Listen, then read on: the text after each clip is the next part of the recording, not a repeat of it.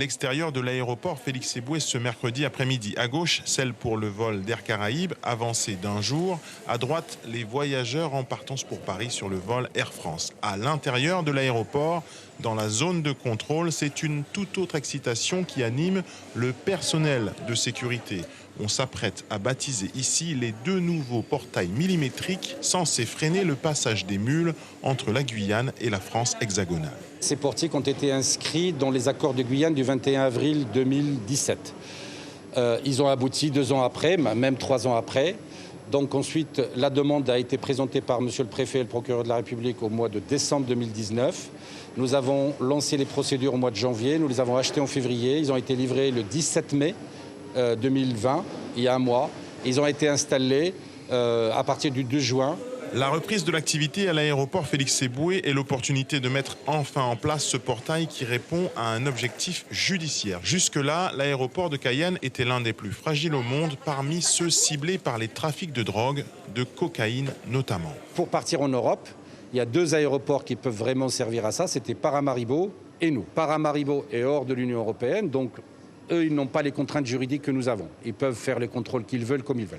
Nous sommes dans le cadre européen et il y a un cadre juridique qui respecte les libertés fondamentales et nous sommes obligés de rester dans ce cadre-là. Donc nous ne pouvons pas aller au-delà que ce qui est à l'extérieur de la membrane humaine.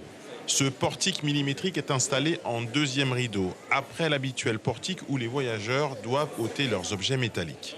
À partir du moment où ça sera porté extérieurement à la membrane humaine, cet appareil va le détecter. Ça peut être un morceau de bois, ça peut être un morceau de fer, ça peut être des boulettes évidemment, ça peut être n'importe quoi. Cette machine repère tout ce qui ne fait pas partie du corps humain. Voilà. Par contre, ce qui est à l'intérieur du corps humain, cette machine ne peut pas l'avoir parce qu'en Europe, vous le savez, on n'a pas le droit de regarder ce qui se passe dans les organes humains. Il n'y a pas d'appareil autorisé pour ça.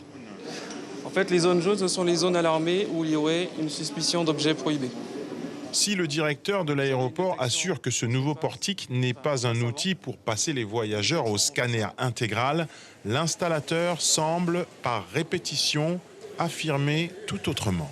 Au niveau de la poche, il est possible de détecter un mouchoir dans la poche.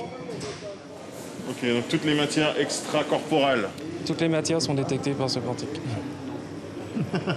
Ok, vous voulez dire que même si c'est quelque chose à l'intérieur du corps, c'est possible? Toutes les matières sont détectées par ce portique. Cette installation est une étape parmi plusieurs améliorations espérées. L'objectif suivant serait d'abandonner le détecteur de métaux et de systématiser le passage des voyageurs dans ce nouveau détecteur. Devrait suivre une nouvelle transformation complète de l'aéroport avec une zone d'enregistrement à l'étage. Mais pour cela, la Chambre de commerce doit s'assurer de remporter de nouveau l'exploitation de Félix Éboué en 2022. Ce nouvel outil sécuritaire est un bon point sur son dossier de renouvellement. Suivez l'info sur Guyana Première, télé, radio et Internet.